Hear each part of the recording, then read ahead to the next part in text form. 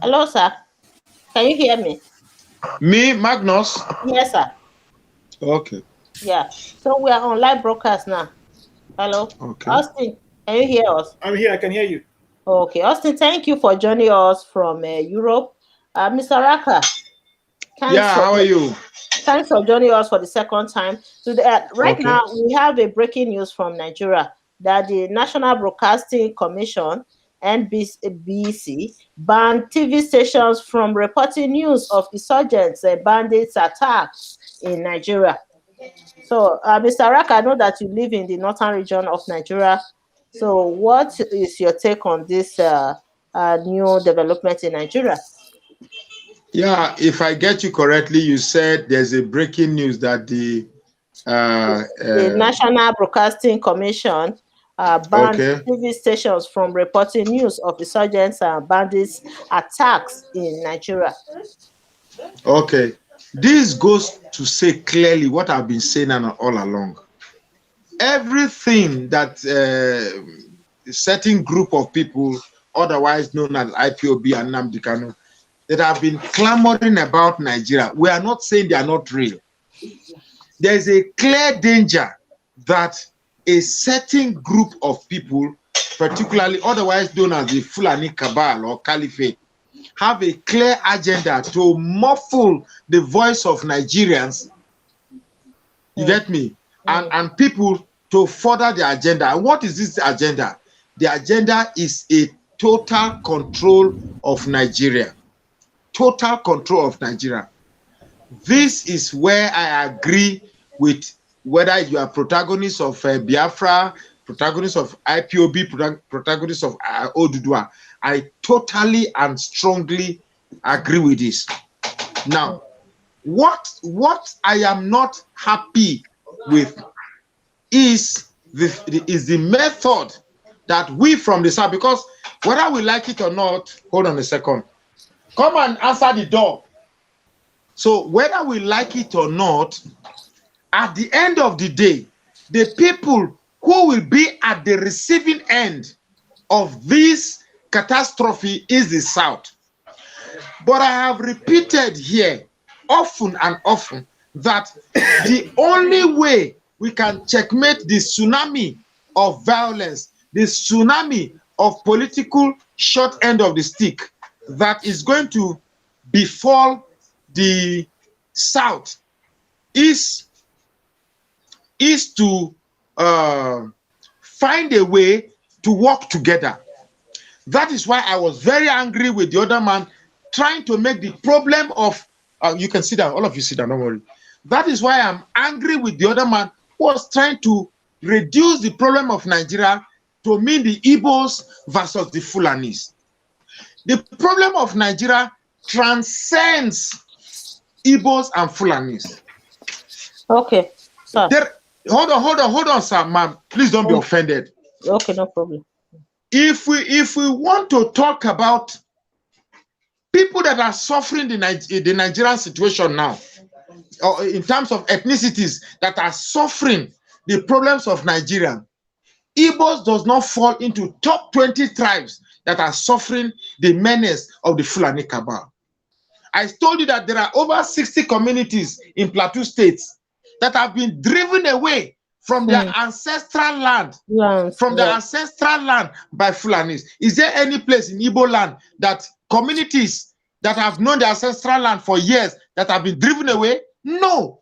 So what I'm asking in the other program that we do, that I was trying to tell the other man is that, look, for us to get out of this situation, we must try to have a bigger, a holistic picture of the situation, that the Igbos are not the ones suffering. There are plateaus, there are this, there are that, so suffering from the problem. So that is what I can take from now. That is what I can give from now. So let's go ahead. So if NBC is banning, is banning stories that revolves kidnapping and headsmen, it clearly shows that there are a group of people trying to muffle avenues that the atrocities of what their people are doing to Nigeria should be blocked, that the rest of the countries cannot hear what is happening. And that's what this whole thing about. And if we identify this problem, No group of people, no group of ethnic group, or no tribe should reduce the problem to see as if it is targeted to them. It is targeted to all of us. It is targeted to the platoon in the middle belt. It is targeted to Calabar. It is everybody, to Yorubas.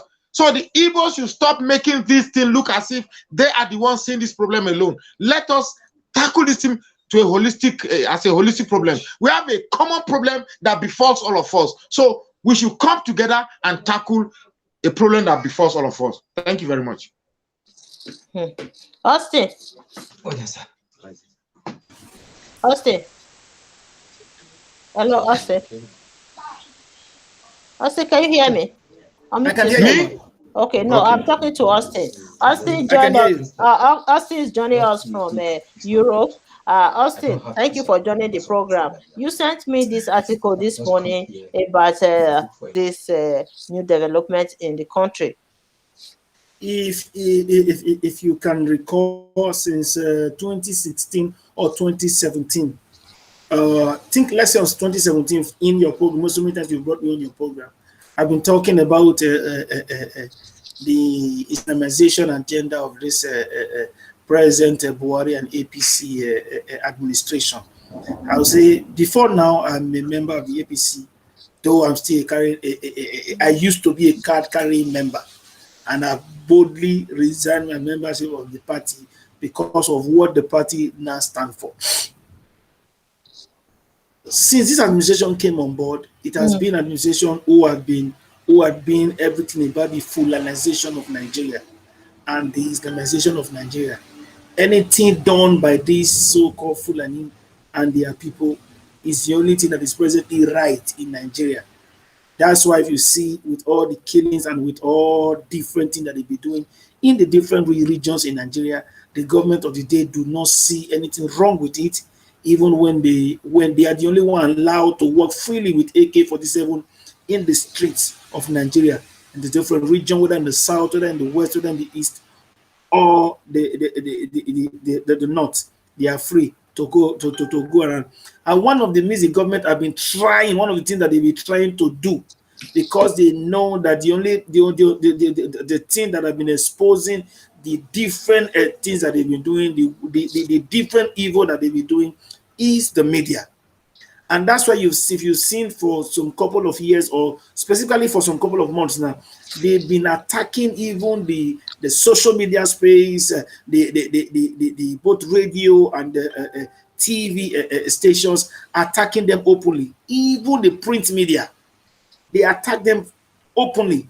And it's now worse than even a military regime, where the National Broadcasting Commission can openly now begin to take away the freedom.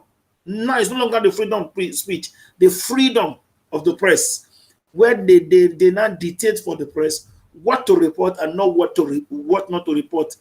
This whole thing is frightening. When you consider the activities of this Fulani herdsmen, the harms they keep doing on a daily basis on Nigerians. Now the NBC has come out openly to tell them that they should not report the activities of and they should not even mention their name. Then you will now begin to ask yourself a question. When a young man or a young woman who is hungry go to steal in the market, you see it over on Crime Watch. I was part of the Crime Watch before with Festus Aleke, where a young man who can go and steal just coming something less than 50,000 naira without killing, you'll be reported on Crime Watch with jailed, the name and everything will be all over everywhere. Now you are not saying the activities of the most dangerous group, one of the most dangerous group in the world, that it should not be reported. It should not be reported. What does that have to say? It has to tell us that Nigeria is in a big danger, and the danger is not about maybe they have something that a standard body or go from that nation. No, it's not in it. When I saw the pandemic of last year, they were talking about the COVID. I said no, Nigeria has been facing a worse pandemic for the past over 6 years now since this administration came about. It's not just only a pandemic. Nigeria has been passing through one of the greatest affliction in the world, the worst affliction in the world. That's what Nigerians are facing today, where people can no longer go about their activities. Because my main challenge is this. You see people come from different parts of the world, go to Nigeria to invest in agriculture. In even investing and all that, you see the cattle, the Fulanis will just go to their farms land, and just their cows just eat up everything. Nobody's been arrested. And when you talk, you will even be the one. You are the one that owns the land. You are the one that owns the crops. You also be the one that will be arrested. You are the one that is also in your states, in your local government, and even in your village. You'll be the one that will also be arrested. And now the government has done everything to forcefully take the land of these people, the ancestral land of the people, from the south, the east, and the west. And they know that people have been fighting them, going on media, doing everything. The only thing they know that they can do now is to totally silence the media. And whenever they can totally silence the media, I'll tell you, it is almost finished for Nigeria. It is almost finished for Nigeria. So, they cannot totally silence the media. I understand what they just did. However, individuals these days are acting like the media themselves. So let's see what is going to happen with what just happened. Now, one other question I wanted to ask you: this National Broadcasting Commission, is it a government-based organization or is an independent kind of organization in Nigeria? Is government. Everything in Nigeria is government. Everything in Nigeria. They are the one that give license to the media house, whether print, electronics, or anything. They are the one that give license. Yeah, they are the one that regulates them in terms of advert, in terms of anything at all. They are the one that regulate everything. When it comes to the media, has the right. Yeah, the government has the right to regulate. So this order was driven by the government. You understand? So yes. not the NBC coming out on their own independently, making this order. Is something that is driven by the government, either the federal government or I would say the federal government of Nigeria, right? Everything about Nigeria to today, everything about, we don't have institution that stands alone, that is independent. So everything about Nigeria today, I will tell you where, has a political undertone, has a government involved in it. Yes, that's why you see even the army or the police, you see people killing people from another region, killing the owners of the land. And when the owners of the land try to protect themselves, who are the ones being arrested at the end of the day? The owners of the same land who is trying to protect themselves. That's to tell you the agenda of this present government of this Buhari and APC administration. And that's the major reason what they do to be able to carry this thing, to effect all these things that they want to do, to carry they try to put them, the people, in the top positions in these places, because they know the agenda, so that they'll be able to carry out the agenda, carry out whatever thing they want. That's why if you look around to today, once it comes to top positions in Nigeria today, whether it has to do with security, whether it has to do with the media, whether it has to do with the oil sector, whether it has to do with every sector in Nigeria today, they are the ones that are in the top positions to be able to regulate things that will suit them and not what will suit Nigerians. Thank you. Because they already know the agenda. They know the agenda, they know what they want to do. Without even the president calling them to tell them anything again, because they know the agenda. And the agenda has been there, what they've been pursuing for a very long time. And they are putting you there to become the head or to be part of that thing. You know the agenda. So you taking decisions in line with the agenda is no longer a problem. That's what they do. And that's why can I comment now? Okay, go ahead, Mr. Raka, go ahead. So it's according to Austin, he said this order has an order tune of the federal government. The NBC will not just come and independently be banning this news. So it's something that is driven by the federal government of Nigeria. Go ahead, Mr. Raka. Now I'm very happy. Please, what the guest? My network today has been terrible. Your name again, sir? Austin, sir. Austin Iworo, sir. Okay, Mr. Austin, first of all, I want to say the most beautiful part of today is the fact that you said you were once a member of APC. Now you've seen what is happening. You know, I've been here severally on social media trying to tell the whole world that APC is an Islamic vehicle or is a Northern Caliphate vehicle. Apologies to any Muslim. Islam is a beautiful religion.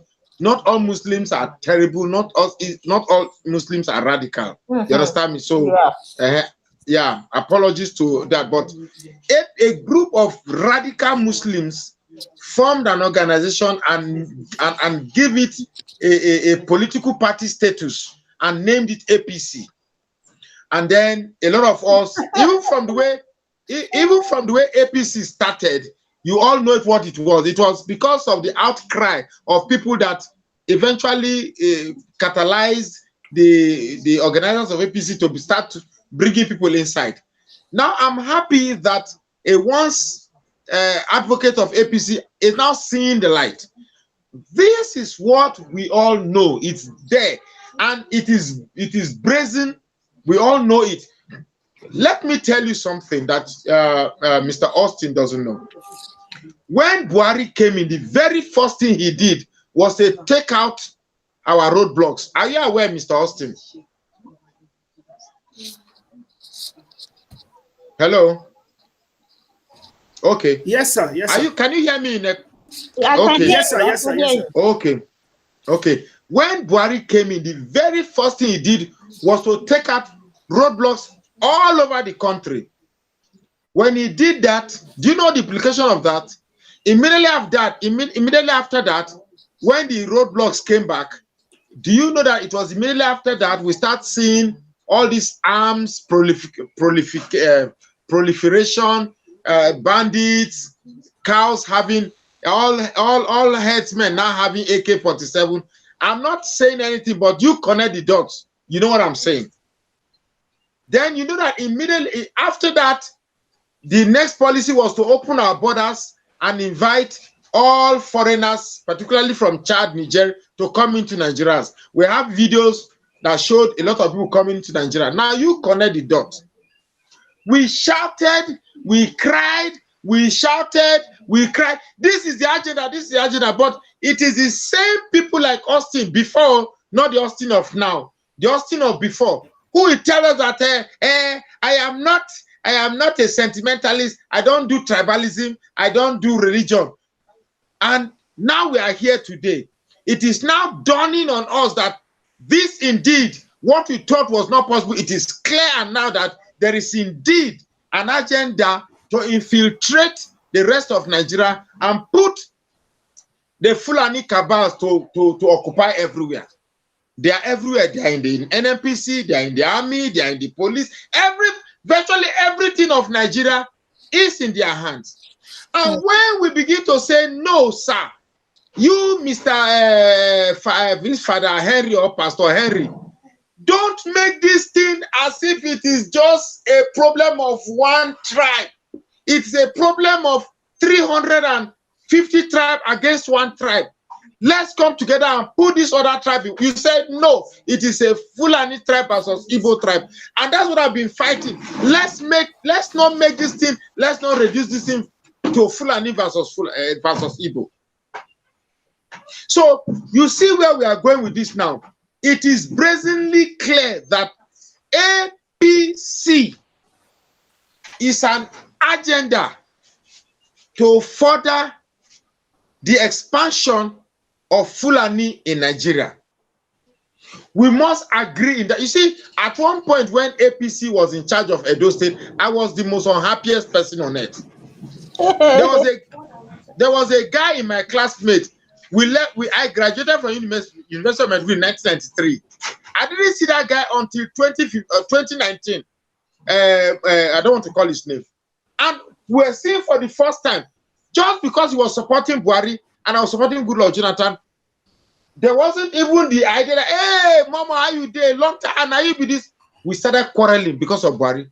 Do you know how many friends I've lost because of Buhari?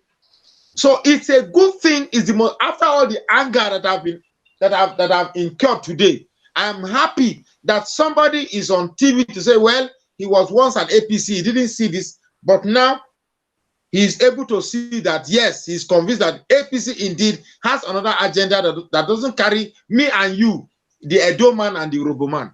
So I'm very, in fact, I'm the most happy. Whatever anger I have been incurring today has melted away by that thing I heard from Austin. So we must come together. And Mr. Austin, let me tell you that this coming together of the Southern governors, please and please, please and please, I beg you with every strain that communicates life in my body, let's find a way to strengthen it. That is the only thing the North is afraid of. The coming together of the South. All this nonsensical thing that Nnamdi Kanu is the only thing that the North is afraid of. Biafra is bullshit. Odua, all these things, Benin Kingdom, let's throw that away. Let's find a way to transcend our agitation above these ethnic proclivities. The Yorubas, the Igbos, the Ijaws, the Edos. Let's forget this hatred that we have ourselves. Let's come together. The moment the Fulani man is convinced that yes, this coming together is for real, everything we are talking about is dead on arrival. And I'm also supporting the idea that we should champion the fact that presidency should come, because my brother, see, this thing we are talking and joking about, it's going to be worse than it is already. I'm not a prophet of doom, but this thing we are talking about is going to be worse than it is already. You're not a prophet of doom. But what is happening now are just preamble. They are just mere preambles of the doom that is coming together. And if we don't check it now, my brother, even this medium what we have been communicating, do you know that one of our own that pretended to be fighting for our interests has been bought over? The same person went to say he wants to ban Facebook. So if they ban social media from carrying certain news, and Facebook is off, Twitter is off, YouTube is off, where else would the world hear our cries from? Yes. So there's a huge problem, my brother. There is a huge problem, and we're not going to live forever. If you add 30 years to your life, you die at the age of 60, they say you try. So your children, you should be thinking of your children and not you. There is a big problem looming. These people have made their intention very clear. They have made their intention very clear. The same government who can pick Nnamdi Kanu from Kenya cannot pick sponsors of Boko Haram and bandits in Nigeria. So when we say that, well, it is good. The same one look that went to Sunday Igboho's house at midnight. The ungodly hour. Imagine? Can you imagine? So you can capture presumed terrorists from the south, but you can't capture. Yeah, yes. Do you know that right here in Jos, there's a general that caught bandits and wants to deal with them appropriately. He refused. They said he should release them. He refused, and because he refused, he was automatically dismissed. It clearly shows that the bandits that we have in Nigeria and the atrocities of bandits and herdsmen is clearly sponsored or sanctioned by the government of the day. If this is true, if this is true, I'm not making an affirmative statement here. If this is true, why do we think that as Southerners we still have the privilege to be fighting these ethnic wars? The ethnic wars we are fighting from the south is now outdated. Benin Kingdom, Biafra, Odua Kingdom, Ijaw Kingdom. Isn't it time we realized that this ethnic-backed agitations is now outdated? Because I tell you with every conviction in my life that the Biafra struggle will never come to life. Odua struggle will never come to life. Benin Republic will never come to life. Niger Delta Republic will never come to life. There is no Benin Republic. I don't think so. There is no Benin Republic. No, I've seen people who have met me that we should form what Benin it Republic. mean is that we can't fight. Please. We can't fight Forget as individuals. We Forget can't those fight people. alone. So what I'm just saying is that all this ethnic induced activation and agitation, all these ethnic induced agitations will not work. The only thing that will work, at least even if it's for the temporary purpose, is the coming together of everybody. What I am the only activist on social media who has the ability to think above these ethnic inclinations. So we should try as much as see all this NBC banning report of this thing. This one do the herdsmen. All this thing will stop as soon as the Fulani man is convinced. Please, I want this to be written on marble. All these NBC, Fulani herdsmen raiding our land, blah, blah, blah, will stop as soon as the Fulani man is convinced that the South is prepared to be united, at least for one purpose. Really? For now, they are not taking us seriously because they are convinced we lack the capability of uniting for anything. Whether it is for Biafra, whether it's for Odua, whether it's for Benin Republic, whether it's for Nigeria Republic, whether it's for whatever we are doing, they are so convinced that we cannot see it through because they are so convinced that we are not united. And until we prove to them that yes, the inability of us to unite is in the past, now at least we can be united for one thing. How can the people who contribute nothing to Nigeria be the ones determining who becomes president, who does not become president, because they sell us wrong narratives of they have more population, they have more landmark, they have wrong narrative that even we from the South, we are beginning to believe these false narratives. It's time. It is time. Yeah, Mr. Raka, I understand you. You know, that is your own opinion of the situation of Nigeria. But other people are saying it differently. You understand? And they evaluate the problems and the solution to the problems differently. That is the problem. Okay. So that is why some people believe that they can just go away from Nigeria. You know, they are agitating for secession to leave Nigeria because they believe that will be the only solution to this problem. For you, you believe that no, that is not really, it won't work for us. We have to unite and just divide Nigeria into two parts. I think that's what you are referring to here, that Nigeria should be divided into two parts, right? That's not what I'm saying. What he's saying is this. That's not what I'm saying. Okay. Even with Nigeria, the only way for us to get the true thing, why are we all calling for secession? Is it not because of the total marginalization and the unfairness in Nigeria? That's the major reason why everybody is calling for that. But if we, as South, the entire South, can come together as an entity to let them know that we the South are one. Do you know the North? Let me just use this as an instant. You saw the governors of the Southern governors. I don't understand. So, do you mean that the same thing you and Mr. Raka, maybe I don't understand you guys properly. Do you mean that coming together, the Southerners, coming together as one to do what? To do what? Coming together to fight for justice. Justice what from are who? we fighting for? To change what Nigeria are we fighting for? To change the narrative. To come together. We are coming together to change Nigeria into what a country should be like. Why only South? Why not including the northern part of Nigeria? Why should we come together? Because when the northerners are watching this type of a show, now they will say, okay, which means we are dividing ourselves. And there are some Austin, let me answer this. Let me answer you know this. the truth. Austin, let me answer this, please. I'm sorry. You see, something must start from somewhere. Let the South come together.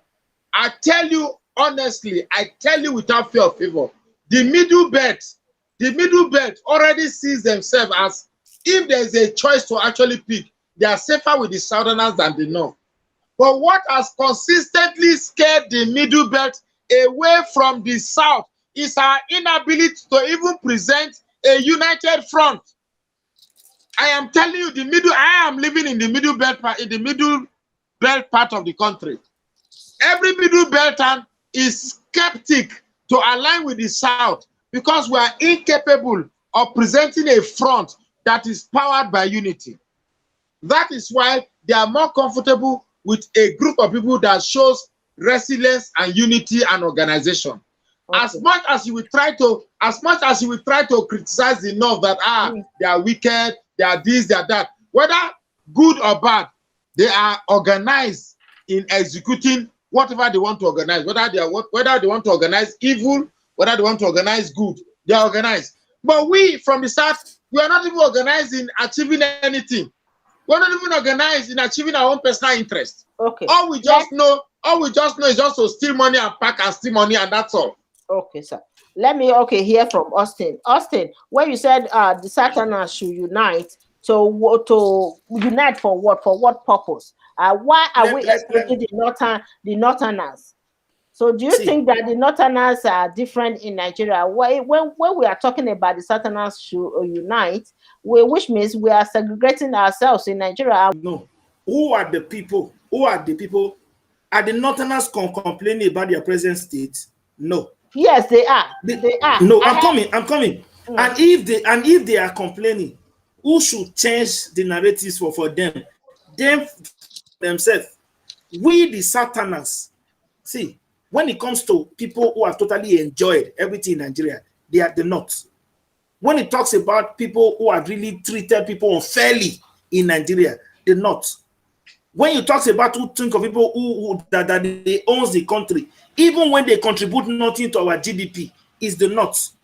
So if we must be able to do this, it is the same unfairness that the Southerner is suffering, that the Southerner is suffering in Nigeria. The same unfairness is what the Easterner is suffering.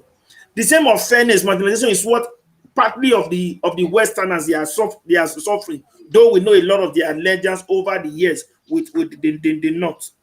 And if we must be able to get this and get it right, do you know what the North are afraid of? If we must be able to get through just and get fairness in Nigeria, it is the coming together of the entire South.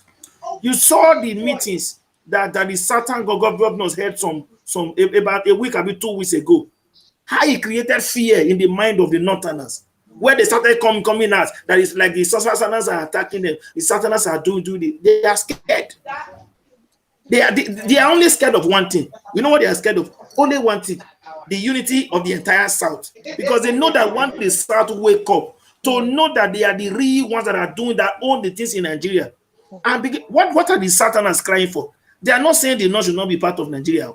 They just want, let us talk about the resource control. Look about, just settle down. Like today now, the Senate are saying for the oil producing states, oil producing region, that you only take 2 or 3%. Is that not an insult to us as a people, the oil producing state? 2% for what? 3%. That's an insult. Even with all the environmental pollution, even with everything going on, yet you still want us to take that small peanut for a not to contribute nothing to our GDP. If we can talk about it and we'll come together and do this, and we'll be able to talk about going into our regions and take power from the central, from the federal, and take it to both the state and local government level. That's the only way where Nigeria will be able to be the Nigeria that we want. You stay in Canada today. Don't every region survive on their own? Who still operates this same backward system that Nigeria is operating today? There is no developed country in the world that still operates this nonsense and backward system of government that Nigeria is still operating today. Nowhere in the world, except only the blind backward African countries. No developed country in the world today is still operating this centralized system of government. Every government, every system today is talking about true federalism, taking about controlling their resources. Okay. That's the way it is. Listen, this one is critical. So, if, for instance, a Southerner is the president of Nigeria, do you think we'll be here today debating about how the Southerners to rise up and mobilize against the injustice in the country? Do you know why people are fighting to be the president? Every region is fighting to be the president of Nigeria. Because of the too much. No, because of the too much power at the federal level. That's why every region is fighting for presidency. When you talk about resource control, this same fighting about all this will stop, will no longer be there. That is what it is. Because there's too much money, too much power at the there is level. There is something we are missing here. Let me not. There is something in line with what Austin is saying. In fact, I love.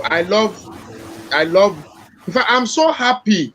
I've been so angry today, but I just my guy. I love you, die. Honestly, I'm so happy that at least somebody somewhere knows exactly what is going wrong.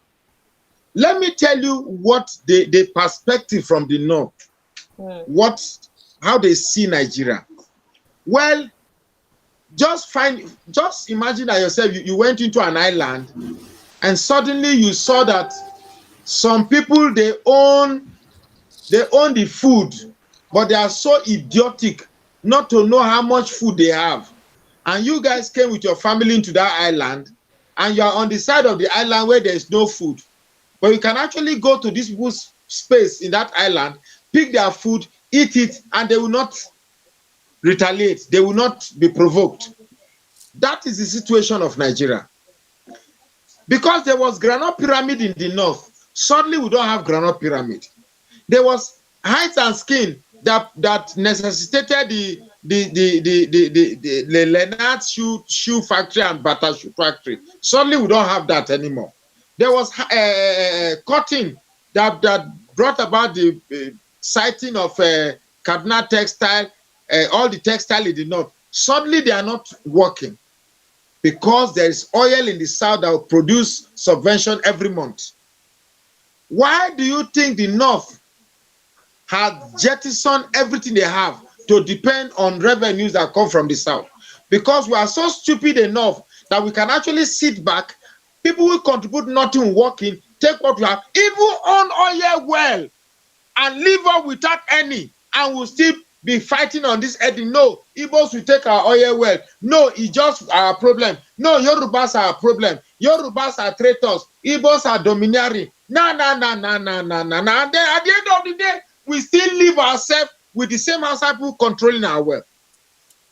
When the solution is simply there, show this people that no, we can be united to fend off this leeching, this incursion. For somehow, because of our tribal quarrel, we have allowed the North to be in charge of the military. Somehow, because of our tribal quarrel, we have allowed the North to be in charge of the army, police, custom, virtually everything that drives the economy today. They are the ones in charge.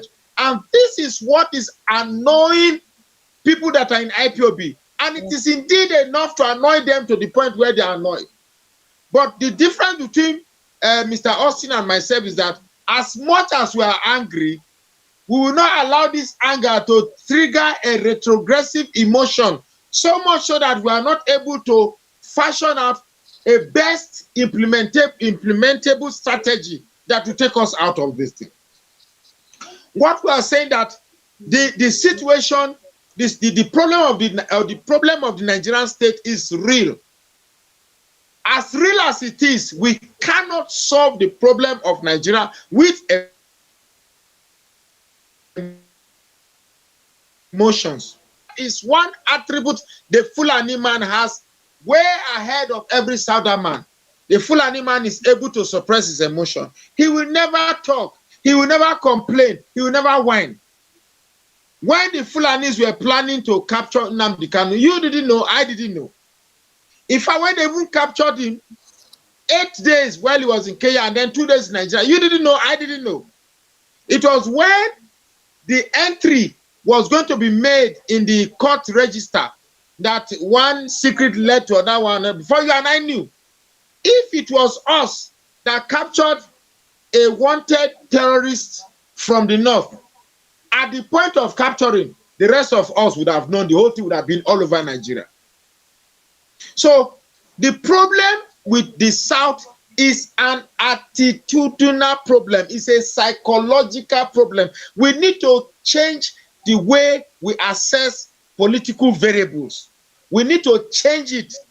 If we can change these political variables and then solve this problem of ethnic proclivities, if we begin to have people like Austin and myself that can think above I am an honorable man, so all my political strategies will be limited and confined by the interests of Robo. Or as Austin, all my political strategies and interests will be limited by Edo interests. If we can see people who can break away from these tribal confines and link up with other interests in other ethnic tribes, we can actually defeat these people. We can defeat them. The Fulani Caliphate, they are not as invisible as they seem. They are not invisible. They are not as strong as they make it look. All that is making them look strong is because they've discovered that we are incapable of uniting. That is the only thing that is encouraging them. And the only thing that scares them, just like as Austin said, and I've said over and over again, is the conviction that we are united. The moment they see that we are united, they become scattered. They say, Abubakar, yes, Ibrahim, what I'm saying is that, Ibrahim, come, these people don't get it, they won't join head together. Until we get that realization that, look, these people are not as invisible as they are. They are not as strong as they are. They are not as evil geniuses as they pretend to be. All that they are doing is just exploiting the ignorance of our strength. Exploiting the ignorance of the fact that we own the wealth, we own the resources, we are more intelligent, we are more intellectually inclined, we are more exposed, we are more traveled, we are more everything. But we are so ignorant to harness these advantages to ourselves. Every Southern man that has these attributes is so much afraid of the outside. Why are you afraid? For what? Your politicians you send to Abuja, they are so afraid they can't do anything. The truth of the matter. Yeah, Austin, go ahead. Sorry, sir. Do you know the North have their own governorship, the Northern Governorship Forum, for over how many years? Yes. Do you know until recently, the South, it just started in the South. It has not been existing in the South before now.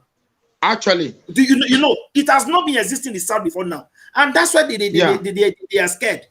That for the very first time, since 1999, that we'll be practicing this democracy, the South have not come together to even think for once that there's a need for them to come together as an entity to discuss a battle will benefit them. And not just only because they've been so confident that the Yoruba governors and the Southeast governors cannot sit together in a place. They've been so confident about that. That's why. Is it not a shame that we as a people, we that the one that have been feeding the country since 1960, let me say since we got independence, and as we speak to date, a people who do not contribute to our GDP will just come and be telling us what to do, what not to do. Can you imagine? We are able to talk about electronic voting. It's very shameful. We are talking about electronic voting. Nekpe, this is why I was very angry in the last season that this problem is beyond one singular tribe to be taking the whole blame as if we are the only ones that are suffering. This problem is beyond that. The whole of the South is being marginalized. We should have that singular understanding that it is the entire South that is being marginalized. Now we can just work to cut across this useless ethnic champion. You see, that's why I'm not working with some of these activists that try to lure me into whatever agitation they do. I don't buy into that because my mind works bigger than these small ethnic proclivities. You've never seen me fight for an Robo Kingdom or an Robo Nation or an Robo Republic. I don't do that. I am working for a way whereby the Igbo man, the Edo man, the Robo man, the Ijaw man, and whatever tribe, and even including Benue State, Taraba State, and I am somebody who said that the South, as it is, includes Benue State, Taraba State, Kwara State, and every other part, because there's no you can say in a country, Nigeria, where we all agree that Abuja is the central capital, and the capital must be located in the center of Nigeria. How do we have a capital that is in the center of Nigeria, and yet we still say part of Nigeria that is below the center is still north? How can you have a part of a place that is below the center, still part of the top? Those who study geography should help me out here. So it is us with all the academic education which we have, we don't put it into use because we have an academic orientation that suggests that the only way we can prove that we are good with academic is when we are able to manipulate resources to the point that it satisfies our personal greed. Then we say we are successful. If you have a child as a doctor, say, that's my child as a doctor. He's one that owns that big clinic. And that's all. So we must try and take up this. Because when I see people say they want to fight, they want to break away.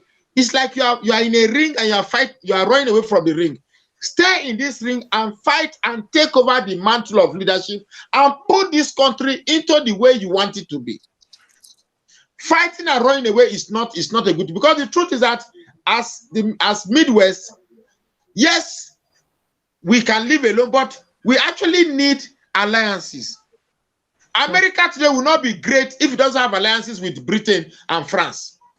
We need alliances. So I am looking at a situation whereby in this country, I will see the Igbo man and the Yoruba man forming an alliance. And forget this history that Awolowo did this, Ezekiel did this, that did this, that is. We are the one that is recycling history in such a way that it continuously fan those reasons that makes us angry. In one video I said, look, when you are filled with hurt, it leads to pain. When you have pain, it leads to bitterness. When you have bitterness, it leads to wickedness. So hurt, pain, bitterness, wickedness. So what we are now in the South is some sort of wickedness that we are now using to fight ourselves. That's essentially what we are. So we must find a way to work above this. Okay, but some groups are saying no. That is the thing, right? But the issue is this. Do you know why we must come together? Even if the Midwest, Edo and Delta, and maybe part of Anambra that was part of us before come together today and we say we are a country, do you know we'll still have problem? Because you know why? For every country to live, for what makes it a country is respecting the right of everybody. Respecting the right very of true. Exactly. That's the reason why we must come on a round table to talk. And that's the major reason why every state must survive on its own. To be able to make laws for themselves. See, do you know why I'm even more angry with the North? Today we'll be talking about, for over many years, we'll be talking about state police. And the National Assembly, spearheaded by the North, has been saying no to state police, so that because they don't want to be able to protect our people. Do you know in the North today, thank God you are over there in the North, they have their own state police. The same people that arrest young people to say they are this, their police can even arrest the police, our own Nigerian police, and can even take them. They even go for it. You see it over everywhere. You talk about Sharia law. Is it in our is it in the Nigerian constitution? But there are people there today who arrest somebody because they say they see the person drinking beer. They will arrest the person, and they are the same state where they are taking VAT for all these things. This high level of injustice in the country must be stopped. And if we must stop it, we cannot stop it alone. We cannot stop it as different people. We must come together as a people. That's when we come to stop. God bless you. God bless you. As we speak, sir. A child God bless you. God bless you. Can score only 50 from JAM. He will get an admission into the federal university. 50 is even too big. Why a child in the South would need about 200 or 180 to be able to get an admission into the university? And we are seeing one Nigeria. When it comes to we want to take things, one Nigeria, when it comes to scores in JAM or doing things, the South will have their own. And when it comes to that, the North will have their own. Somebody can score just 2.20 in the North and get an admission into Mr. Austin, Mr. Austin, in line with what you are just saying, that's why when I see this IPOB thinking that they have reason to be angry, they don't know that people like us who are talking like this, we have even more reason to be angry than them. See, someone like me, I finished my secondary school in 1984. My work was very bad. I re-enrolled in 1986 and I passed my work very, very well. I wrote JAM the first time. I scored 214. It wasn't enough. I wrote the second JAM. I scored 216. It wasn't enough. It was the third JAM that I wrote that I scored 264 before I got admission into the University of Maiduguri.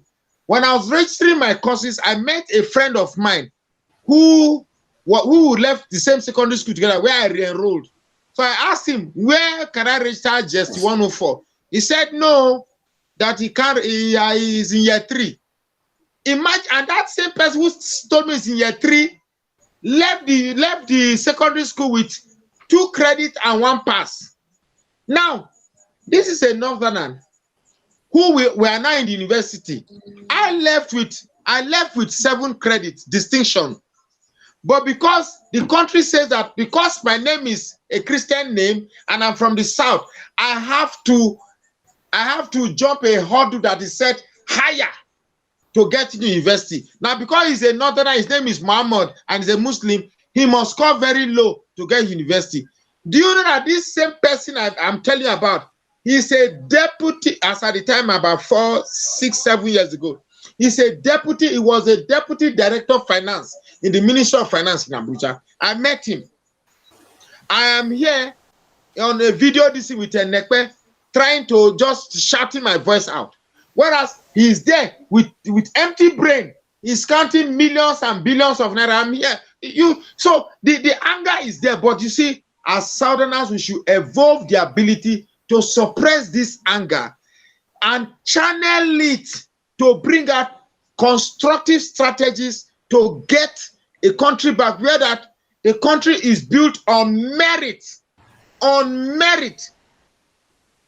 You get me? I've seen in my own koro eye in local parlance where a lady was forced to read medicine. They gave her medicine and she said she can't read medicine. The admission officer in University of Maiduguri slapped her for rejecting the offer and said, you must read medicine.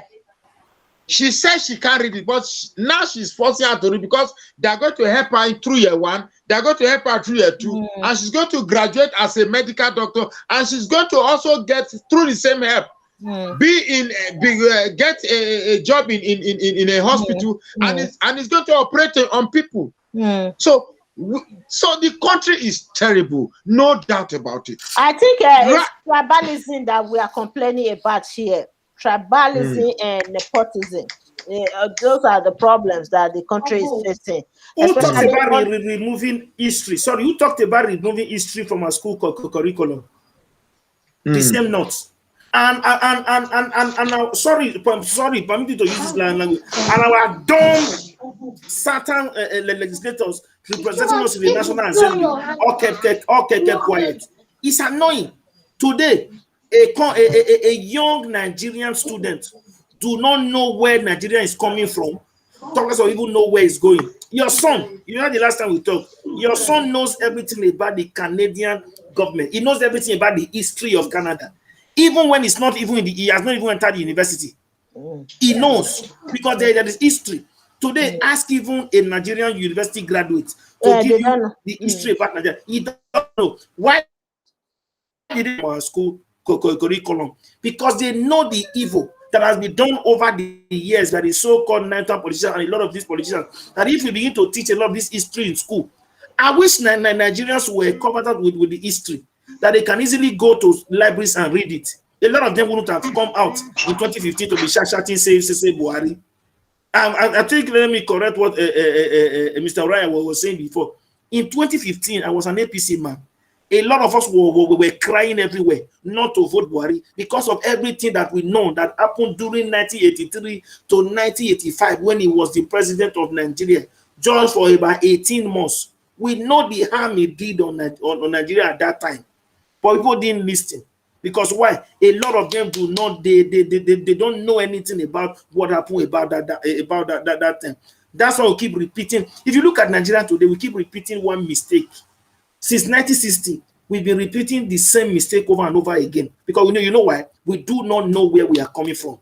And we can never know where we are going. That's why you see somebody like Oshomole can come what he told us over many years ago about Ize Yamu. Can come again to tell us, he sent somebody is printed to us as a devil, a criminal, cannot come out later to tell us that the same person is now a saint. Because why? He thinks we are fool. And some of us will be foolishly following them and be saying, hey, Oshoba, because why? We do not know where we are coming from. That's why we keep making the same mistake over and over again. Look at the same politicians that are still there to date. A lot of them has been there since 1970 something, 1980 and all that. They are still there. The likes of Buhari, they just look at all of them. They are still there, even till date. No change. If we are recycling leaders, whether in the north, whether in the south, whether in the west and all that, it's a recycling of leaders. The same, the likes of Tinubu, Ojus or Kalu and all that. They are still the one there. Because why people do not read. The Nigerians do not know. Even the Nigerian child do not know what has happened before in his country, even before now. And our president deliberately removed history from our school curriculum for our youth, for our people not to know. And that's where we are still going today. The level of injustice and the level of unfairness in Nigeria is just too much. That's why sometimes when I see people talking about, people should not be talking about violence, should not be talking about war. I told them, I say, come, preaching, telling people to stop talking about violence or talking about war. It's not what stops war from happening. It's only when you begin, it's only when you listen that stop war from happening is fairness through justice system and equity. When there's fairness for all, that's the only thing that stops war from happening. But when people keep being treated, even in their own country, even when they are the one contributing majority, the bulk of the thing that make them a nation to survive, and they are being marginalized and treated as if they are not human beings in their own country, you are only building more anger in them, and a time is going to come where they are going to revolt. That's what you are seeing today with the indigenous people of Biafra. That's what you are seeing everywhere today in Nigeria, where you are even seeing where the president is supporting their people. Do you know there's hardly a Southerner that owns oil well? Is it even supposed for an individual to own an oil well? Which is totally wrong. We don't have oil in the world in the north, but the owners of the oil wells in Nigeria are the northerners. Is it not funny? And Very when funny. They saw Jonathan wanted to do oil reform ahead of 2020 election, they know that Jonathan won that election. There would have been oil reform. And that was a lot of what they were all scared of. That even those in PDP and all that, they all ganged up together to gang against Jonathan. We all know all this. My most annoying thing is another thing that is encouraging the North is the idea that they believe that as Southerners we are afraid of violence. No, sorry, let me rephrase that.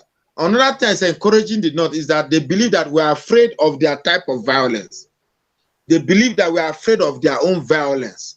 So anytime they cry, anytime they tell us that they are going to vent their violence, they believe that we will be scared.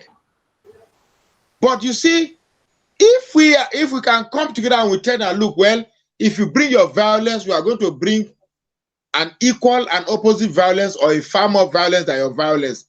I told you and I'm telling you, believe me when I tell you, these Northerners, please, okay, when I say Northerners, these cabals in the North, they are not as invisible as they make it look. They are not. Believe me, they are not.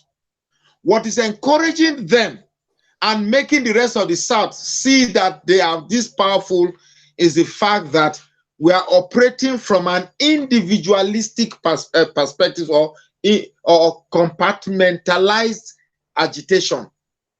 When an Igbo man wants to fight, he fights for the interest of Igbo. When an Ijaw man wants to fight, he fights for Ijaw. That's what we are calling about this tribalistic society that we are in Nigeria. Forget whatever you think about Nnamdi Kanu is fighting for Igbo interest. Whatever you think about Asari Dokuba is fighting for Ijaw interest. Whatever you think about Pedro Basque is fighting for Edo interest. Not Midwest. That one is after the Midwest. Forget it. I'm just trying to be general. Let me not seem as if I am making an exception for one person. But what you think about Sunday Igboho is fighting for Yoruba interest. Now, I am waiting for that activist who will say, okay, no, Tony Nadi would have fitted well for that identity of that personality. But my problem with Tony Nadi is that he doesn't give space for people to impute in his own intelligence. He believes that everything he says is the problem of Nigeria is final. There are no space for other people to impute. But he is the only one I've seen to a large extent his own type of agitation cuts across tribe. But we need more agitators from. I've listened to even those who are my close friend. I wouldn't mention name. At the end of the day, you listen closely to them. It's a tribal agitation. The agitation is fueled more by a tribal inclination. Yes. So we must find a way to talk less about my tribe. Let's begin to talk about the southern region, the south. When you say the southern region, you are still segregating the country like that. You are dividing us. No, I told you, no, I'm not. I told you that word. The reason why other parts who are being marginalized in the north don't want to identify with the south is because we have shown that we are incapable of uniting. I can take this video now and take it outside and pick somebody at random and ask him, why do you think you don't want to take side with the north? They say, we don't know how to unite. We cannot even come together. I am the one who is here. I'm telling you what they feel here. I'm not making these things up. They are there.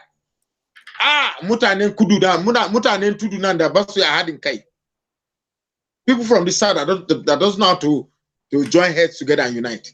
That's how they see us. Oh.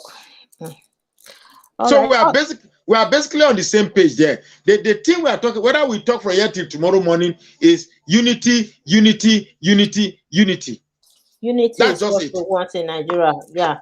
Only one tribal group cannot fight the injustice in that land. So let's come together. Unity for me, I stand for the unity of Nigeria.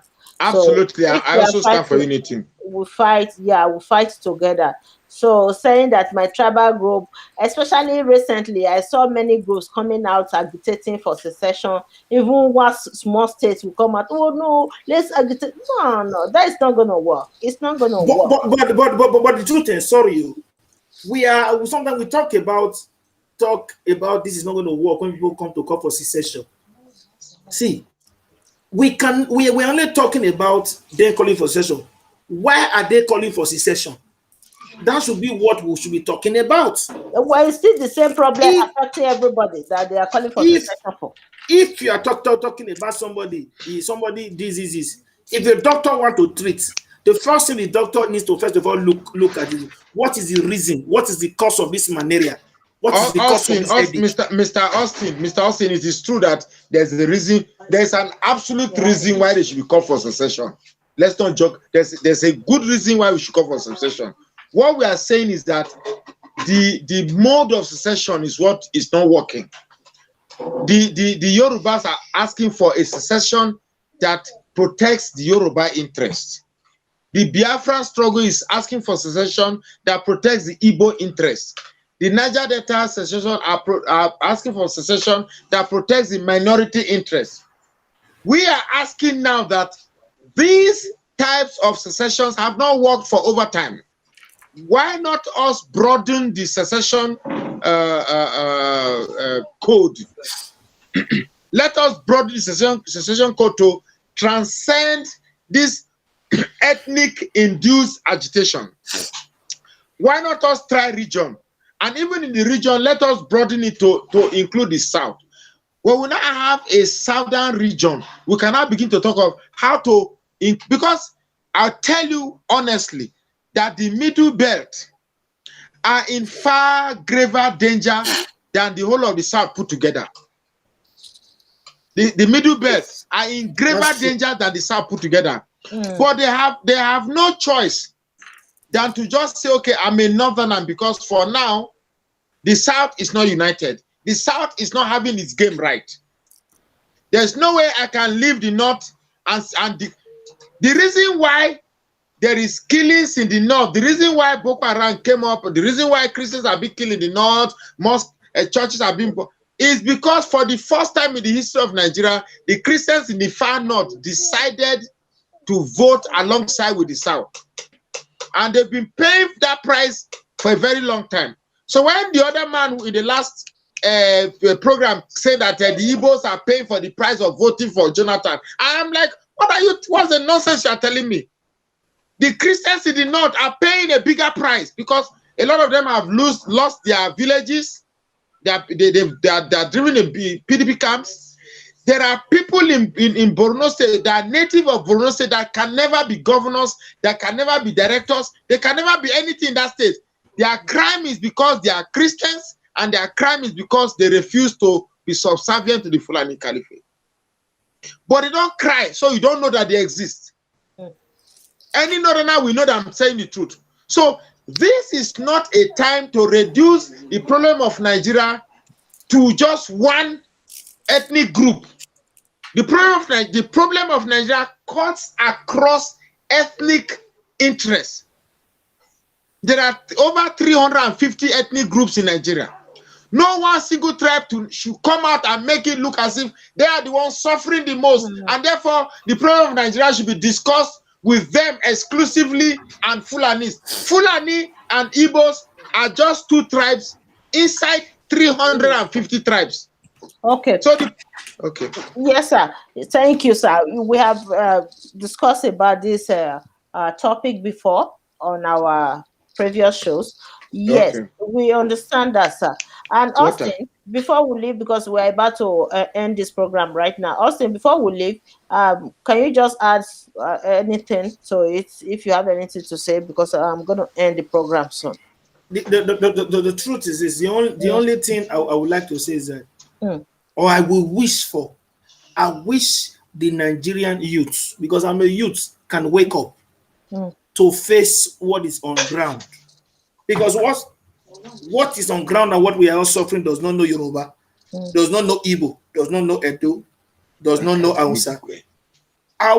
We are fighting one common enemy today in Nigeria, and the common enemy is the Buhari and his own APC government. That's the common enemy. And what this government understand, sorry to say, permit me to use this word. Do you know what this government understand? This government does not believe in what they call negotiating. They don't believe in dialogue. They don't believe in sensible reasoning. Diplomacy. They don't believe in diplomacy. What they believe is violence. That's why when you saw that NSAS protest, they were scared.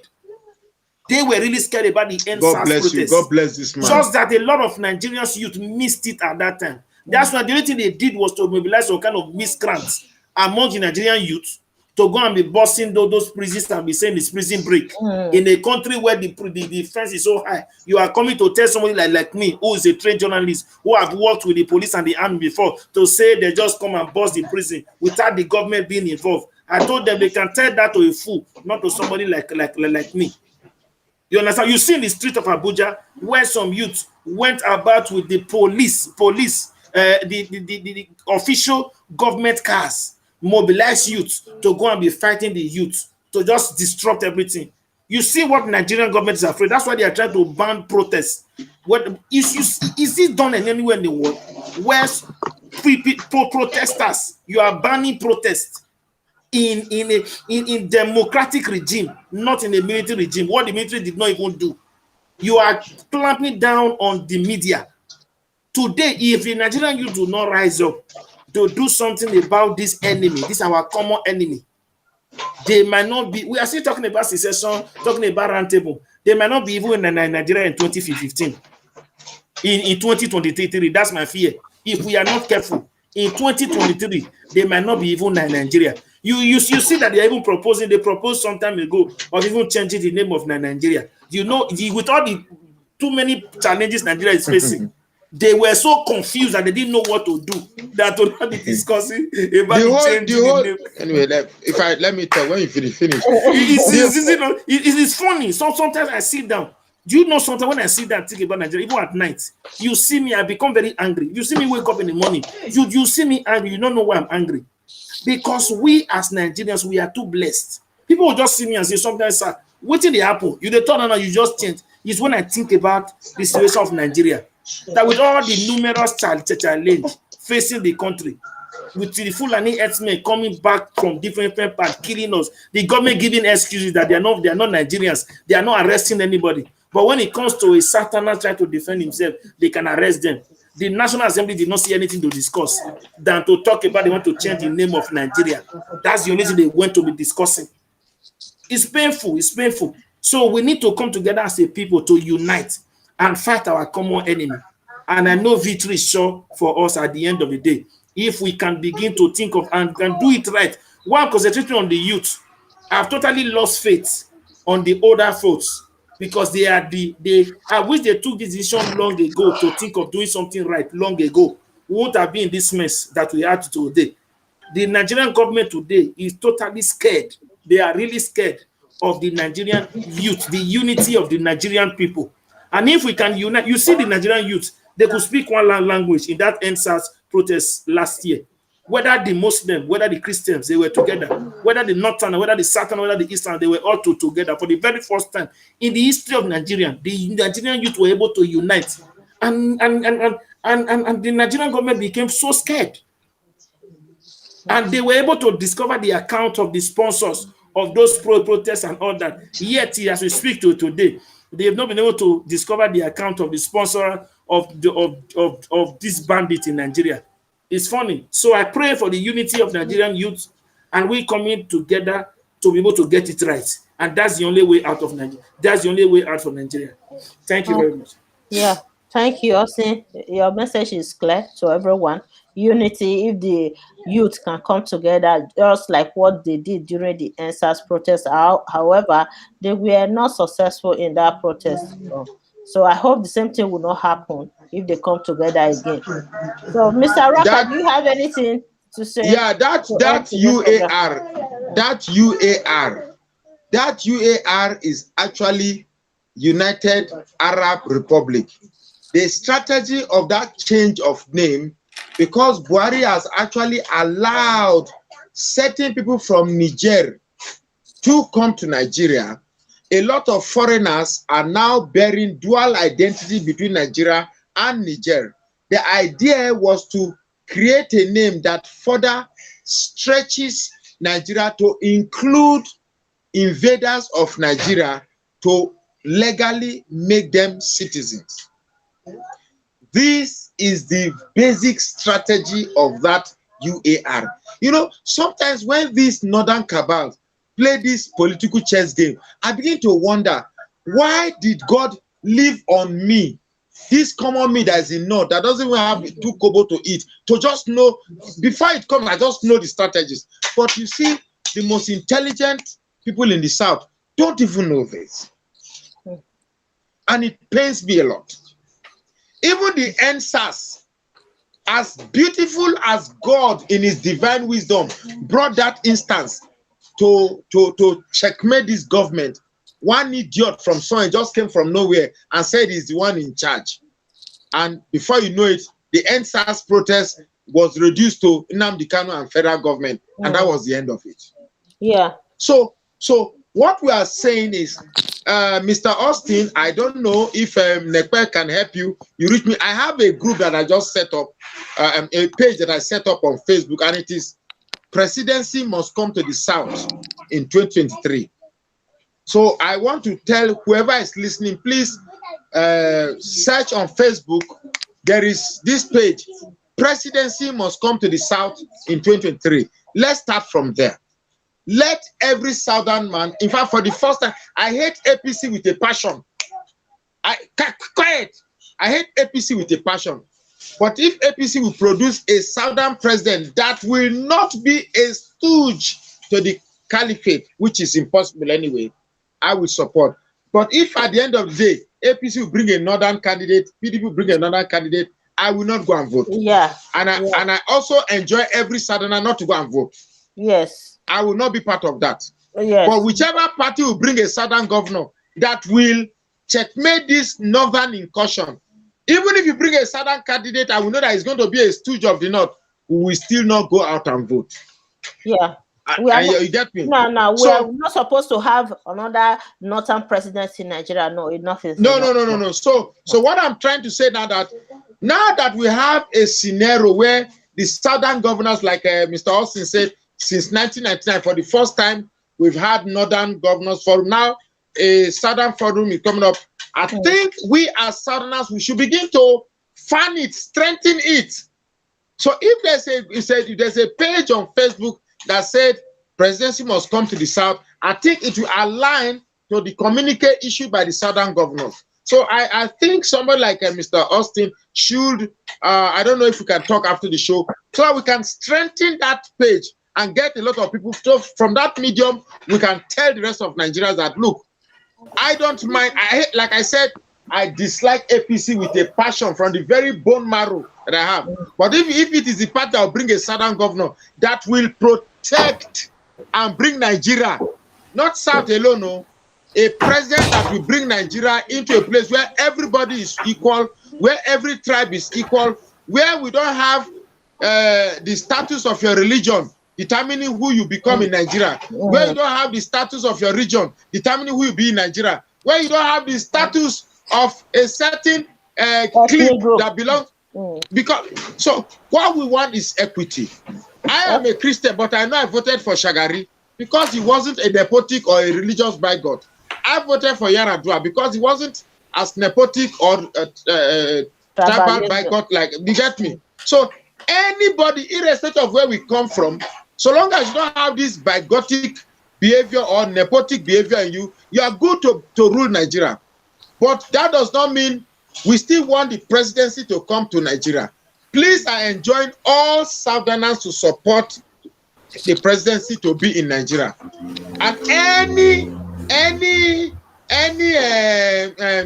tribal champion in the South that is agitating for Igbo interest, Ijo interest, Edo interest, Bini interest, Yoruba interest, Robo interest, that is not what we want right now. We want agitators that have this tendency to transcend these unnecessary ethnic proclivities to bring the South into unity. That is what I advocate, and that is what I support. Thank you very much. Thank you, sir. Yeah, you have been saying this, yes. Thank you. Austin, thank you. We're going to end this program like this. Next time, we'll come back again with the political analysis on Nebo TV. Thank you. Or Mr. Raka, this is the second program today. We are lucky that the network is very stable now, unlike the first one. The first one was a little bit controversial with Father Henry. I told you, if you want to engage in programs like that again, please wear armored suit and bulletproof, because such a program like that is going to be hot. But I saw that you are not prepared for that kind of heated this thing. But it's okay. There's always a first time. It's okay. You know, sometimes I have to be careful with type of language I have to use. Some people, even though I'm trying to be keeping neutral, people still attack me from different corners. So that is the thing. I received 12 death threats today. 12 death threats today. 12. Three of those calls were direct to my wife. Direct to. Thank God I'm saying this to life. 3 direct threat. Can you imagine that? Calling my wife directly that we're going to kill your husband, kill your children, kill. What kind of nonsense is that? If there's any way you can keep your phone numbers private from the public, you can do no, that. the people put their phone number in private. It was showing private number. I mean where they get your phone number from. So like me, I don't promote my phone number on social media, my private phone number, only my business phone number. That is the Nigerian number that I normally display whenever I want to host any show that has to do with the people. No, it's okay. I'm used to them. Tomorrow I'm going to you cannot continue like that, Mr. Raka. No. Tomorrow. Hold on. I want to tell those people who called me, I'm going to the DSS tomorrow. They have an app that can actually unlock that private number. So irrespective of the fact that you call me with a private number, there's an app that can actually unlock it. So that person that called me with private number and the person who called my wife directly say you are going to kill the husband, you are going to kill the children, the DSS will come after you and you will be locked. You will suffer your life. So you just wait. You've drawn a battle line. Yes, I be worried, man. We know they carry last. So you say we don't threaten me, I'll come shake. Waka come out. No, try that thing with me. Try that thing with me. Mr. Raka, you can swear restrict your number from the public by Okay. not posting your phone number on social media platforms. So this Okay. I'm trying to avoid this by not posting my Canadian number on social media because many people are calling. Some people still find a way to get my phone number. So try to do something to restrict your private phone number away from the public. You can have a general phone number that you will display whenever you're having live broadcast. Okay. Okay. That should Okay. not No be wahala. yeah, please. Accepted. Sorry to say, do you know the major reason why a whole lot of people, even some Igbos, are not even siding this Biafra agitation? Because of how violent and how myopic a lot of the Biafra, a lot of these Igbo people are. I have a friend even in Europe here, a colleague, last week at work here, last week. I got angry with him. All of them know that I support the Igbos, whatever they are doing well, and I want a better Nigeria. But the way he was trying to talk, that as if they own us, even adult people. I told him, shut up your mouth. You can't force this thing on us as a people. Even if we must join you, it must be we on ourselves agreeing, not you feeling as if you are. They are too possessive. And the people who are too possessive, that's why people are not scared of the agenda. Because sometimes they try to even play on into another people, infringe on other people's right without their consent. They are going about a lot of things that they are doing very well. They are going, nobody has issue with them. But a lot of them are too desperate, too God bless you. about the whole thing. Exactly. Where you pick this man from? I don't know him. These are the kind of people I want to sit and be talking with. It's not good. It's not good. I'm talking to you about where you pick this man from? You sabi this man now you need to bring me from. It's my brother. It's my brother. I didn't pick him from where you pick him from all this while? How many years me and you they talk? You know pick this man come. You they pick people they Igbo. I'm sick and tired of making everything about Igbo. You have met us in Europe. Even in Europe, I was very scared then. I was very angry with a so-called educated man, not a boy. A so-called educated man in Europe, reasoning like an illiterate, without sense. Can you imagine? You are living in Europe where they respect people's right and opinion. He was thinking, he was even saying that my own opinion does not matter. That's where I got angry. Do you know I'm an Edo man? He was saying that the one who said the debtors are part of them, the Edos are part of them, this one part of them. I said, come, sir, do you know that we also have our own rights? I wonder. You don't have a right. You don't have a right. They don't believe that an Igbo man from Delta State, you and I from Edo and Delta, has a right at all. They don't No. You are a Biafran. You are in Biafra land. You are in Biafra land. See, Austin, take your time. You are a Biafra man. No. Why would you be denying your root now? Are you not a Biafra man? No, I'm an Edo man. I brought Chidi to this program. Chidi lives here in Canada the other day. I was asking him, I said, how come the Biafrans drew their map up to Edo State? He said, you have the choice to say no to that map. Really? Is that a joke? You can just sit down there and draw a map up to someone's land. Without even the knowledge or the awareness of the people. Who did you consult before you add the Edo State and other states to your Biafra map? Is it not the same thing we are fighting about this government?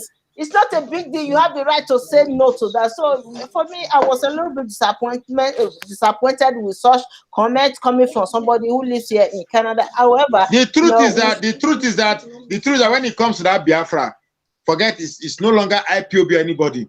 Majority of every Igbo, whether it is IPOB or not, they have the same ideological approach to that Biafra thing. That is just it. They are just too possessive.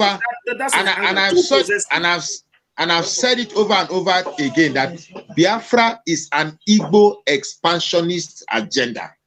It's an agenda to expand the enclave that contains Igbo people. Then IPOB is an organization that contains Igbo supremacists. I've said it over and over again. That's what it is. Such map can exacerbate war immediately. This is not a joke. You cannot draw a map and be declaring secession and draw your map up to someone's land and you expect those people to be quiet because they don't know what they want. Never. No, they say it's the old Biafra map. Which Biafra? Do you know the only part in Nigeria that were constitutionally carved out is the old Midwest? That's the true. only That's region true. till date That's true. that were That's constitutionally carved out is the old Midwest. Nothing like Biafra that was carved out. Nothing like the North that was carved out. Austin, don't you know that they said my name is Oraka, and because I answer Oraka, I am an Igbo man. For what reason? That is their forefathers that came to my place because we didn't have enough men. They now made love to our women who didn't have men to marry. So I am the product of those sperm that they drop in my region. That's why I'm answer Oraka. I don't know. This thing I'm telling you was told to me directly, face to face, that this is who I am. That you are an Igbo man by force. But I've never seen any. This is madness. You know my challenge with them. We are running from the North, and they are forceful on us where they don't allow us to have the rights. And now we want to go to another place, fucking for freedom. Run into another. You're from fry pan, jump, enter fire. You want to run into another one. Why they don't believe in you and me? They don't believe that we even have a say. They don't believe that you are a dog or an Urobo man, that we even come from a tribe, that we even have a people, that should even be, that our rights also need to be respected. When you tell them about consulting us, they feel very offended at how can they who are we? Okay, we are too small to be consulted. You should just beckon the finger, just say, follow us, like Jesus Christ. Matthew, follow me, and we'll just start following you. No say, no question, nothing. My brother, the problem, they are nice people. This by force, so you must support Biafra. So if you don't support, I have met some fantastic Igbo people, very nice ones. But when it comes to this Biafra, it's hard to say which is nice and which is not nice. No. The way they take it, when it was in mission, a lot of them are very good. But when it comes to Biafra, it's as if they just lose their senses, that they do not reason and they don't even look at you as a human being. That you even have the rights. And this is where my anger is. And this is what we are talking about. Do you know why when I see us we black talk about racism in different parts of the world when we live in, I laugh. I just walked out of that place. You know why? If we that live in Nigeria or in Africa, that we feel that we are more superior to than Igbo man is thinking that is more superior than a Do or an Orobo man, is that not worse than racism? When we are supposed to be brothers and even one black. No. They feel they are better than you. They feel they are better than you. I was shocked when I saw that thing. They feel God has made them far more special than you. We are lazy. We don't know how to find money. We just get married. We don't know how to find money. A culture that suggests that it is the only acquisition of quantity of money that determines how relevant you should be perceived in society. In my culture, it is your age and wisdom and comportment and your character. Integrity, character. Integrity. Money even comes in the order of life description. It comes at number 6 or number 7. Money is definitely not number 1. You understand me? In my place now, if somebody that is a millionaire that is in US come and drive with 10 cars, if we are sitting in a meeting in my village, they will tell, if he's sitting in the seat and the whole seat are occupied, if he's the youngest, they will tell him to stand up for me to sit. In fact, even he himself, before they even start talking who will stand up, now himself will first stand up, say, make I come sit down. That's how we were raised in the South. When you are sitting and you see an elder coming, even if he's senior to you with just 1 year, you stand up for the person to sit down.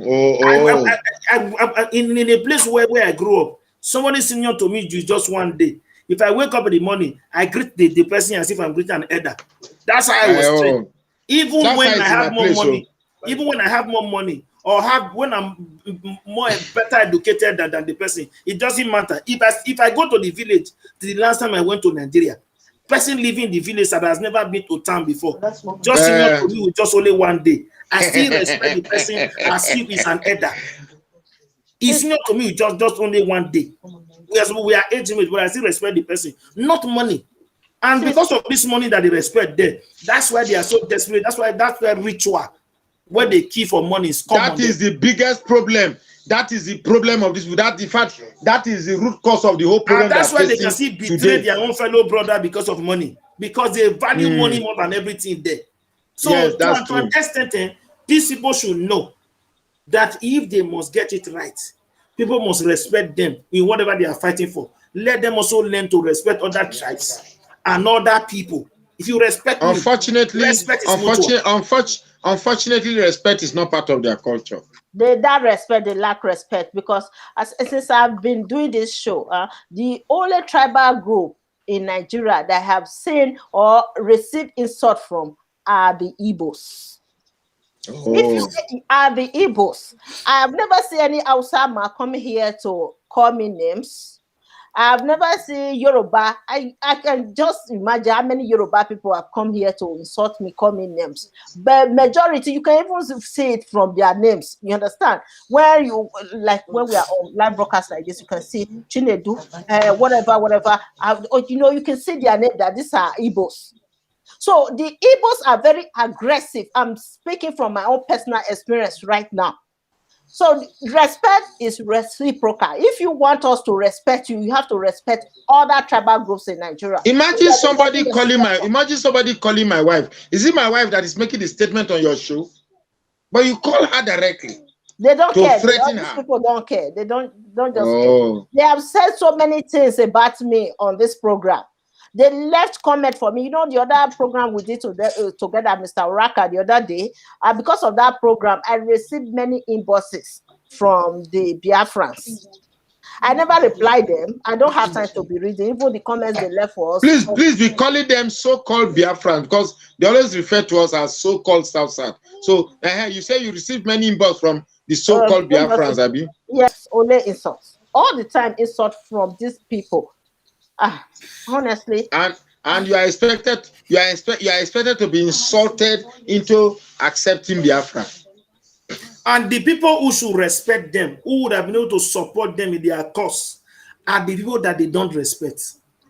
That's their issue. God bless you. God bless you. One thing these people should know, I tell it everywhere, either as a human being, either as a tribe, whether as a region or a religion and all that, you cannot get whatever thing alone. You cannot stand. No man is an island.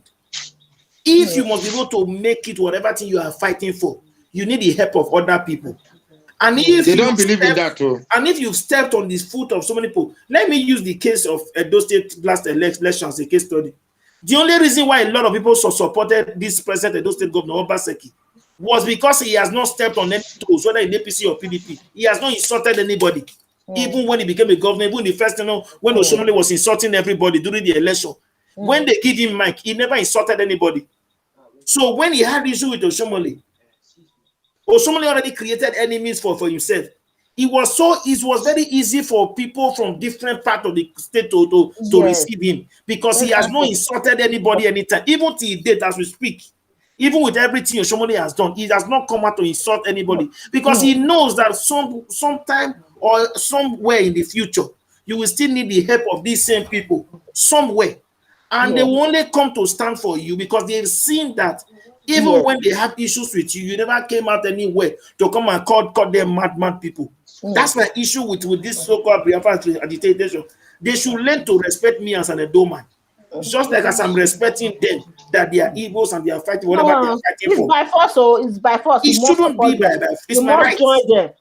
So that is just. I'm an Edo man. God created me to be an Edo man, and I have my rights. Where their own rights. A Fulani friend of mine once told me about 4-5 weeks ago. He said, "Look, he's a Fulani man. There are very good Fulani people that drink beer. We go to relax in joints together." He said, "He's a Fulani man. He's aware that what his people are doing is bad. You understand me?" But he said, right now, the world is seeing the evil of the Fulani man because they have power and they have gun. Wait till you see the Igbo man have power and have gun. Then you see another form of evil. Those words have never left my head for a very long time.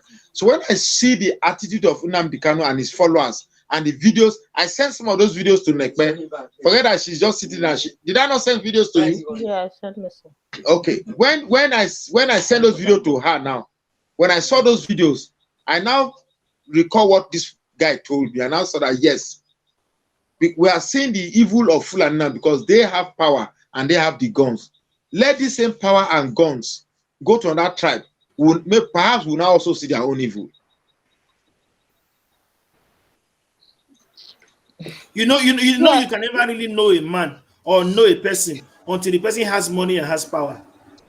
Oh, that's when you know somebody. If you really want to test the character of a man, the true character of a man is when the person has power and has money. And with the little I've seen, make I go sleep. Yeah, we have to end the program.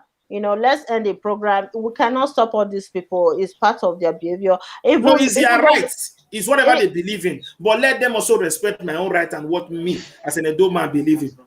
So they should respect my right. It's simple. Even though we are complaining about them not respecting us, I still see some people leaving comments for me, insulting all of us here. So let them continue. If it's favoring them, go ahead. They should go ahead with it. In the other video, the Father Henry or whatever was saying that if I was an Igbo man, I am not an Igbo man whose people were killed or something. I wanted to reply and say, well, the robots didn't go killing northern emirs, killing Yoruba rulers, killing officers from other tribes while exonerating their own.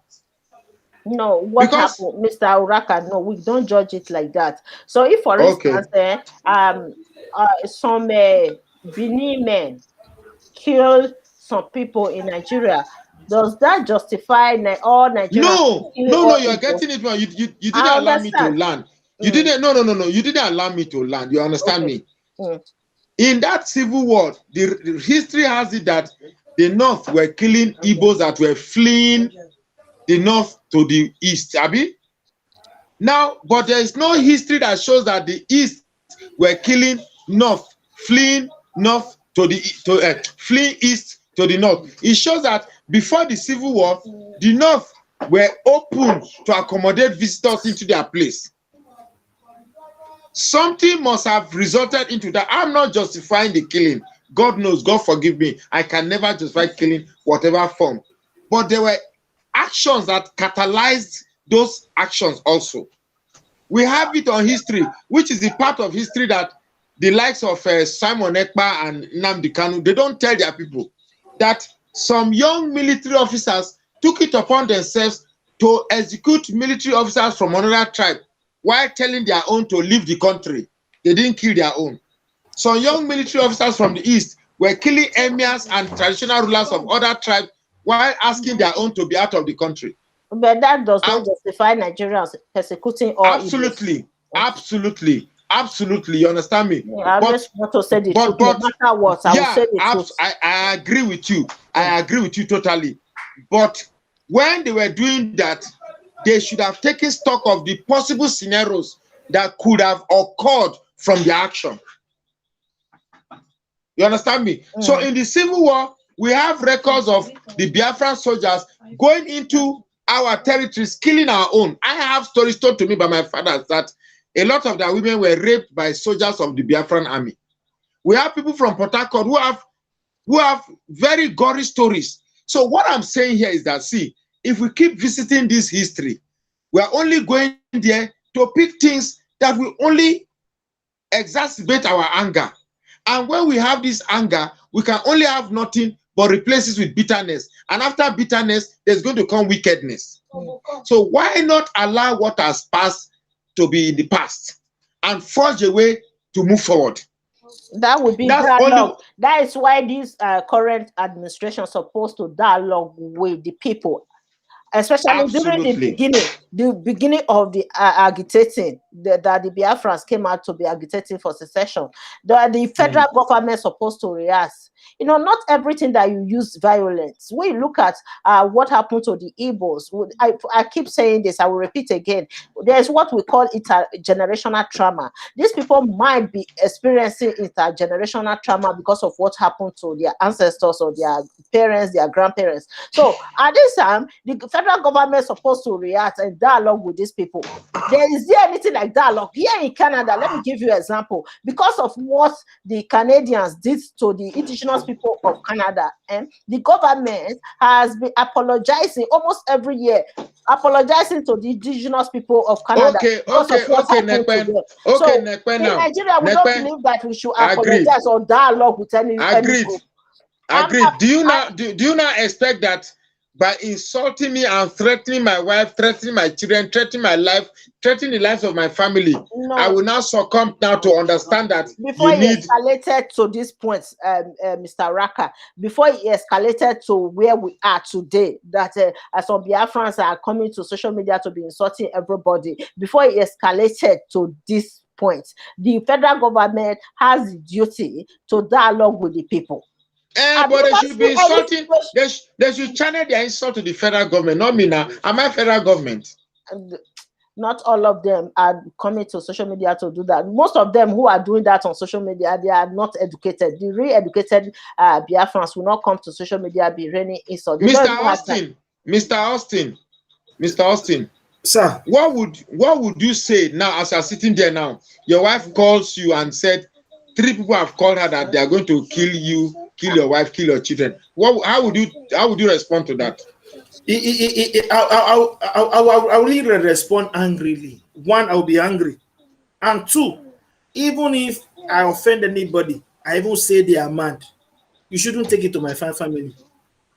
Oh, and that's also tell you, that the I don't want to use abusive word. I'm trying to be very polite. It tells you the myopic mind of these people, and why it's even more scary to even cohabit with them or to even to even live with them. Because if you eventually disagree with anything they try to force on you tomorrow, when you are not ready with them already, when they don't have the power, that they can even do worse. Imagine if we're in the same Biafra with them. These are people killing themselves. You as a minority, what is your chance of even getting leniency with this kind of attitude? Absolutely none, if you ask me. Their rascality, is compared to none. And their own way of this planet. Their rascality not this planet. Yeah. And they think that they have this monopoly of power.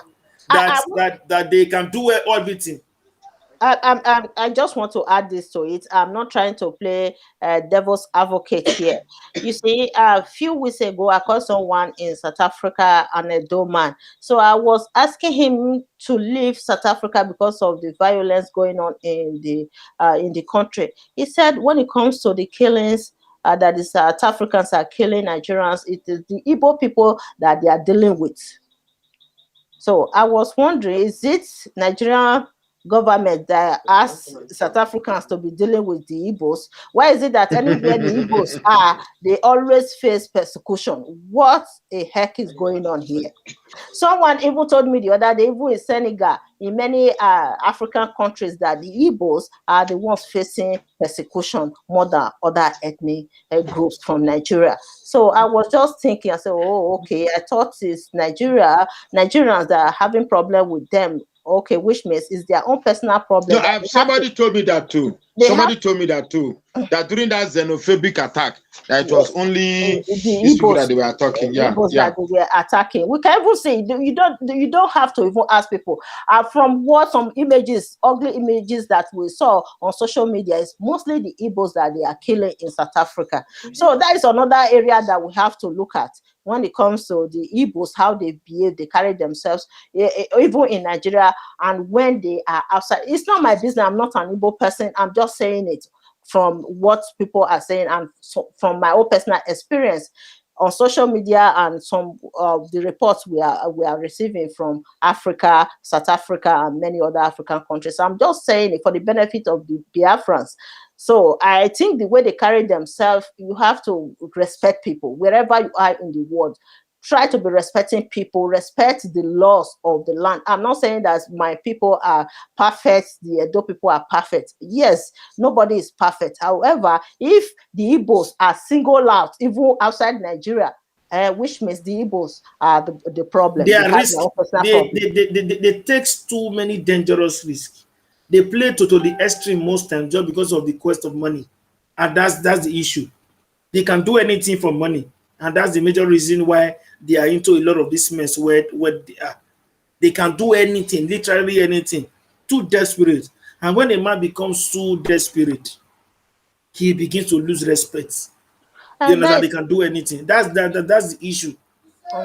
I understand you, Austin. So I'm just saying it, not that it's my problem.